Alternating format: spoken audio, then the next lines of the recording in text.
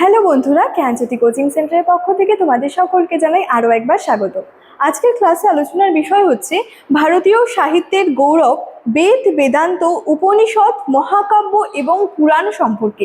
অর্থাৎ আজকের এই ক্লাসের মাধ্যমে তোমাদের সঙ্গে আলোচনা করব বেদ সম্পর্কে, বেদান্ত সম্পর্কে, উপনিষদ, মহাকাব্য এবং বিভিন্ন যে পুরাণগুলি রয়েছে সেটা নিয়েই কিন্তু মূলত আলোচনা করব। ঠিক আছে? আচ্ছা, ক্লাসের আলোচনা শুরু করার আগে তোমাদেরকে একটা ছোট্ট ইনফরমেশন দিয়ে রাখি। তোমরা যারা যারা ভাবছো আমাদের সঙ্গে অনলাইনে যুক্ত হবে, তারা স্ক্রিনে দুটি নাম্বার দেখতে পাচ্ছ, 7076398606 এবং 6295916282। এই নাম্বার দুটি হলো আমাদের জ্ঞানজ্যোতি কোচিং সেন্টারের অফিসিয়াল হেল্পলাইন নাম্বার। যে কোনো একটি নাম্বারে যোগাযোগ করে আমাদের সঙ্গে যুক্ত হয়ে যেতে পারো। ঠিক আছে? এছাড়াও তোমাদের কোর্স ফি ডিটেলসটা সম্পর্কে একটু বলে রাখি। দেখো, তোমাদের কোর্স ফি যেটা আগে ছিল সেটা ছিল হচ্ছে 1199 করে। ঠিক আছে? কিন্তু বর্তমানে একটা হচ্ছে যে প্রায় 50% কিন্তু অফ চলছে। সেক্ষেত্রে তোমাদের যদি 5টা সাবজেক্ট থাকে তোমাদের কোর্স ফি রয়েছে 599, এবং তোমাদের যদি 6টা সাবজেক্ট থাকে সেক্ষেত্রে তোমাদের কোর্স ফি যেটা রয়েছে সেটা রয়েছে 699। ঠিক আছে? এই ছিল কোর্স ফি এবং কন্ট্যাক্ট নাম্বার সংক্রান্ত ইনফরমেশনের বিষয় নিয়ে ছোট্ট আলোচনা। এবার মূল আলোচনার বিষয় আমি কিন্তু শুরু করছি। ঠিক আছে? আচ্ছা, প্রথমত কি বলেছিলাম, আলোচনার বিষয় হচ্ছে বেদ, বেদান্ত, উপনিষদ, মহাকাব্য এবং পুরাণগুলি সম্পর্কে। ঠিক আছে? আচ্ছা, সেটা নিয়েই দেখো মূলত রয়েছে যে বেদ এবং আদি জ্ঞান যে ভান্ডার, সেটা বিশ্ব সাহিত্যের প্রাচীনতম অলিখিত যে আকর গ্রন্থ রয়েছে সেটা। ঠিক আছে? আচ্ছা, এখানে আমরা মূলত কি জানবো? বেদ সম্পর্কে। অর্থাৎ বেদ সম্পর্কে কি জানবো? 4টি বেদ সম্পর্কে জানবো। 4টি বেদের সংখ্যা রয়েছে, দিক থেকে আমরা দেখতে পাবো 4টি, অর্থাৎ 4 বেদের পরিচয় এবং আধ্যাত্মিক যে ধারা সেই সমস্ত বিষয়গুলো সম্পর্কে জানবো। ঠিক আছে? আচ্ছা, প্রথমত রয়েছে ঋগ্বেদ, সামবেদ এবং পরবর্তীতে রয়েছে যজুর্বেদ ও অথর্ববেদ। ঠিক আছে? আচ্ছা, ঋগ্বেদ সম্পর্কে কি বলেছে দেখো, ঋগ্বেদ মানব সভ্যতার প্রাচীনতম গ্রন্থ। অর্থাৎ এই যে ঋগ্বেদটা ছিল এটা কিন্তু একটা মানব সভ্যতার একদম অত্যন্ত প্রাচীনতম গ্রন্থ। এতে রয়েছে দেবতাদের উদ্দেশ্য 1028টি যে সুরময় সুক্ত বা প্রার্থনা। ঠিক আছে? তাহলে ঋগ্বেদ থেকে মূলত এই সমস্ত বিষয়গুলো কিন্তু রয়েছে। আচ্ছা, তারপরে রয়েছে হচ্ছে সামবেদ। সামবেদের মধ্যে কি রয়েছে? এটি মূলত বৈদিক গানের সংকলন। যজ্ঞের সময় ঋক মন্ত্রের যে ছন্দবোধ গান গাওয়া হয় তাই হলো সামবেদ। অর্থাৎ ঋগ্বেদের মধ্যে কি, ঋগ্বেদটা কি ছিল? মানব সভ্যতার প্রাচীনতম গ্রন্থ। সামবেদের মধ্যে কোন বিষয়টা রয়েছে? মূলত কি রয়েছে? বৈদিক গানের সংকলন। অর্থাৎ কি হচ্ছে যে যজ্ঞের সময় কি হচ্ছে, ঋক মন্ত্রের যে একটা ছন্দবোধ যে গান করা হতো সেটাকেই মূলত বলা হচ্ছে যে সামবেদ। ঠিক আছে? গানটা যে গাওয়া হতো যে যজ্ঞের সময় আর কি, মন্ত্রের যে একটা ছন্দবোধ গান গাওয়া হতো সেটাকেই মূলত বলা হচ্ছে সামবেদ। নেক্সট কি রয়েছে? নেক্সট রয়েছে যজুর্বেদ। যজুর্বেদের মধ্যে কি রয়েছে? এটি প্রধানত যাগযজ্ঞের নিয়মাবলী ও গদ্যমন্ত্রের নির্দেশিকা সম্বলিত একটি সংহিতা। অর্থাৎ যজুর্বেদের মধ্যে মূলত যে বিষয়টা রয়েছে এটা হচ্ছে যাগযজ্ঞের নিয়মাবলী সম্পর্কে এবং যে গদ্যমন্ত্রের যে নির্দেশিকা সেটার একটা যে সংহিতা কিন্তু রয়েছে। লাস্টে রয়েছে এই 4 বেদের লাস্ট বেদটা অথর্ববেদ। এখানে কি রয়েছে? এতে সমকালীন সাধারণ মানুষের যে বৈচিত্র্যময় জীবনযাত্রা, আয়ুর্বেদ এবং প্রাকৃতিক ঔষধের বিবরণটা কিন্তু পাওয়া আর কি যায়। ঠিক আছে? তাহলে মূলত এই যে বিষয়গুলো 4 বেদের মধ্যে, এই তাদের 4 বেদের 4টি বেদের পরিচয় হচ্ছে ঋগ্বেদ, সামবেদ, যজুর্বেদ, অথর্ববেদ। ঠিক আছে? এবং তাদের মধ্যে থেকে কি কি জানা যায় সেখান থেকে বিশেষ বিশেষ তথ্যগুলি সেটা নিয়ে মূলত বললাম। এটা ছিল বেদ সম্পর্কে। এবার হচ্ছে বেদ ও বৈদিক সাহিত্যের শ্রেণী বিভাগের মধ্যে কি রয়েছে দেখো। প্রথমেই রয়েছে হচ্ছে সংহিতা। ঠিক আছে? কি বলা হচ্ছে? এটি বেদের মন্ত্রভাগ যেখানে দেবতাদের উদ্দেশ্যে রচিত চমৎকার প্রার্থনা ও সূত্র স্থান পেয়েছে। নেক্সট হচ্ছে ব্রাহ্মণ। ব্রাহ্মণের মধ্যে কি বলা হচ্ছে? সংহিতা ভাগের মন্ত্রগুলির গদ্য ব্যাখ্যা এবং বৈদিক যজ্ঞের নিয়ম নির্দেশ করে থাকে এই ব্রাহ্মণটা। নেক্সট হচ্ছে আরণ্যক। এখানে কি বলেছে? অরণ্যের নির্জনতায় ঋষিদের ধ্যান ও মননের যে মাধ্যমে সৃষ্ট আধ্যাত্মিক একটা দর্শন হচ্ছে এই আরণ্যক। নেক্সট রয়েছে বেদাঙ্গ। বেদাঙ্গর মধ্যে কি রয়েছে? বেদ বুঝতে ব্যাকরণ, জ্যোতিষ, নিরুক্ত, শিক্ষা, কল্প, ছন্দ নামের 6টি শাস্ত্র রচিত হয় বেদকে বুঝতে হলে। ঠিক আছে? এটাই মূলত বলা হচ্ছে যে বেদাঙ্গের মধ্যে কিন্তু এই বিষয়টাই রয়েছে। ঠিক আছে। নেক্সট কি রয়েছে দেখো, নেক্সট রয়েছে বেদান্ত ও উপনিষদ। এই সমস্ত বিষয়গুলো আমরা দেখলাম বেদ সম্পর্কে, ঠিক আছে। এখন আলোচনা করব বেদান্ত এবং উপনিষদ সম্পর্কে। কি রয়েছে দেখো, আচ্ছা রয়েছে উপনিষদের মূল ভাব এবং অদ্বৈত সত্য। অর্থ কি বলেছে, গুরুদেবের নিকট বসে পরম তত্ত্বের যে অতি সত্য জ্ঞান লাভ করাই হলো উপনিষদ। উপনিষদ বলতে কি বলছে, কোনো গুরুর নিকট বসে কি হচ্ছে, এই যে পরম তত্ত্বের এবং সত্য জ্ঞানটা যে লাভ করছে সেটাকেই বলা হচ্ছে কি উপনিষদ। নেক্সট রয়েছে বেদান্ত।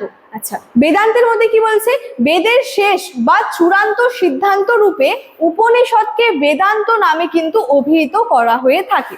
নেক্সট কি রয়েছে দেখো, রয়েছে পরমাত্মা ও জীবনাত্ম। এখানে রয়েছে পরিদৃশ্যমান জগতের পেছনে এক পরম শক্তি ও চৈতন্যের যে প্রকাশ এবং জীবনাত্মার সাথে তার যে একটা ঐক্য মূল কথা সেটাই রয়েছে কিন্তু এখানে, এটা নীতিকথার মধ্যে বলা হচ্ছে, ঠিক আছে। এটার যে পরমাত্মা ও জীবনাত্মার মধ্যে কোন বিষয়টা রয়েছে সেটা নিয়ে বললাম। আচ্ছা মূলত এটি বাহ্যিক আচার অনুষ্ঠানের পরিবর্তে আত্মজ্ঞান ও মননের পরম উৎকর্ষকে মুক্তির একমাত্র পথ বলে কিন্তু নির্দেশ করে থাকে। অর্থাৎ এই সমস্ত কিছুর মাধ্যমে কি হচ্ছে, যে বাহ্যিক একটা আচার অনুষ্ঠান রয়েছে সেটার পরিবর্তে কি বলছে, আত্মজ্ঞান তার সাথে সাথে মননের পরম যে উৎকর্ষ রয়েছে সেটাকে মুক্তির একমাত্র পথ বলে কিন্তু কি করেছে, নির্দেশ কিন্তু করা হয়ে থাকছে, ঠিক আছে। আচ্ছা তারপরে কি রয়েছে দেখো, বলেছে উপনিষদের শাশ্বত যে বিশ্বজনীন একটা প্রার্থনা সেটা নিয়েই কিন্তু এখানে বলা হয়েছে, ঠিক আছে। আচ্ছা নেক্সট কি রয়েছে, মূলত যে বিষয়টা সেটা হচ্ছে মহাকাব্য সম্পর্কে, ঠিক আছে। মহাকাব্য প্রথমে বললাম আলোচনা করব বেদ, বেদান্ত, উপনিষদ, মহাকাব্য এবং পুরাণ সম্পর্কে। বেদ, বেদান্ত, উপনিষদ নিয়ে তো আগের স্লাইডগুলোর মাধ্যমে বললামই। এবার রয়েছে মহাকাব্য সম্পর্কে। মহাকাব্যের মধ্যে আমরা কোন জিনিসগুলো আলোচনা করব বা কোন জিনিসগুলো পড়বো জানবো, সেখানে জানবো হচ্ছে রামায়ণ ও মহাভারত সম্পর্কে, ঠিক আছে। দেখো কি বলেছে, যে রামায়ণ ও মহাভারতের সামাজিক প্রভাব। প্রথমে এখানে আমরা জানবো রামায়ণের আদি করা সম্পর্কে। এখানে বলেছে মহর্ষি বাল্মীকি রচিত রামায়ণ হলো আদি কাঠামো। এই যে রামায়ণ এটা কার রচিত ছিল, বাল্মীকির রচিত ছিল কিন্তু, এবং এটা কি ছিল, একটা হচ্ছে আদি কাঠামো ছিল। এটি পারিবারিক আদর্শ, ভক্তি, সত্যনিষ্ঠা, কর্তব্যের একটা নিখুঁত ছবি মানুষের সামনে কিন্তু তুলে ধরে। রামায়ণের মাধ্যমে কোন বিষয়টা একদম প্রস্ফুটিত হয়ে আসছে বা নিখুঁত কোন ছবিটা আমরা বুঝতে পারছি, রামায়ণের মাধ্যমে একটা যে পারিবারিক আদর্শ এই বিষয়টা, তার সাথে সাথে পিতৃভক্তি, ঠিক আছে, তার সাথে সাথে সত্য নিষ্ঠার কথা, সত্যের কথা, তার সাথে সাথে কর্তব্যের যে ছবি, নিখুঁত যদি একটা ছবির কথা বলা যায় সেটা কিন্তু এই রামায়ণটাকেই আর কি মানুষের সামনে কিন্তু, রামায়ণের একটা নিখুঁত ছবিকে মানুষের সামনে কিন্তু তুলে ধরা হয়েছে, ঠিক আছে। আচ্ছা রামায়ণের বাণী যুগ যুগ ধরে কিন্তু মানুষের সমাজ সংস্কার ও সুনীতির আর কি মূল স্তম্ভ কিন্তু হয়ে রয়েছে। তাহলে রামায়ণের যে বাণীগুলি রয়েছে, এক কথায় বলতে গেলে রামায়ণটা থেকেই কি হচ্ছে, রামায়ণের মধ্যে থেকে আমরা কোন বিষয়গুলো দেখতে পাচ্ছি বা সাধারণ মানুষের সামনে কোন বিষয়গুলো তুলে উঠছে আর কি, সেখানে যে পারিবারিক আদর্শটা কি ছিল, পিতার প্রতি যে ভক্তি ছিল, ঠিক আছে, কর্তব্য, যেটা কর্তব্যের যে একটা নিখুঁত ছবি, সত্যের প্রতি যে মানে রয়েছে যে বিষয়গুলো, সেটাই কিন্তু রামায়ণের মধ্যে থেকে নিখুঁত ছবিটা কিন্তু মানুষের সামনে তুলে ধরা হয়েছে বা তুলে ধরে থাকে। তারপর রয়েছে মহাভারত ও গীতা। ব্যাসদেব রচিত মহাভারতের কেবল বীরত্ব গাথা নয়, এটি রাজনীতি, ধর্মের এক বিরাট বিশ্বকোষ। তাহলে এই যে ব্যাসদেব রচিত কি ছিল, মহাভারত, যেমন রামায়ণ রচিত ছিল বাল্মীকি রচিত রামায়ণ, ব্যাসদেব রচিত মহাভারত। তো সেই মহাভারত শুধুমাত্র বীরত্ব গাথাই ছিল না, কি ছিল এটি, এটি হচ্ছে রাজনীতি, ধর্মের এক বিরাট একটা বিশ্বকোষ ছিল।